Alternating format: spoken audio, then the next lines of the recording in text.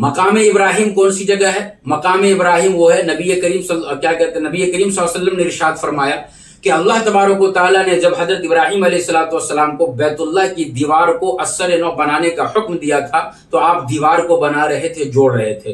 دیوار جوڑتے جوڑتے جب اس کی ہائٹ جب بلند ہونے لگ گئی، اونچی ہونے لگ گئی، تو وہاں تک پہنچنا آپ کے لیے مشکل ہو گیا، تو آپ نیچے جو ایک پتھر کا آپ نے استعمال کیا، پتھر کے اوپر آپ کھڑے ہو گئے۔ جس پتھر کے اوپر کھڑے ہوئے وہ آپ کے لیے معجزہ بنا دیا جو قیامت تک انشاءاللہ باقی رہے گا۔ جس پتھر پہ آپ کھڑے ہوئے دونوں پاؤں کے نشان پتھر کے جو ہے ابھی تک موجود ہیں، اور اس پتھر کے اندر یہ چیز ہو گیا کہ دیوار کے ساتھ ساتھ پتھر کا ہائٹ جو بڑھتا چلا جاتا اور آپ دیوار کو کعبۃ اللہ کے دیوار کو جوڑتے چلے جاتے۔ جب آپ کو اترنا ہوتا تو بالکل نیچے وہ پتھر آ جاتا اور پھر اس کے بعد آپ آسانی سے اتر جاتے۔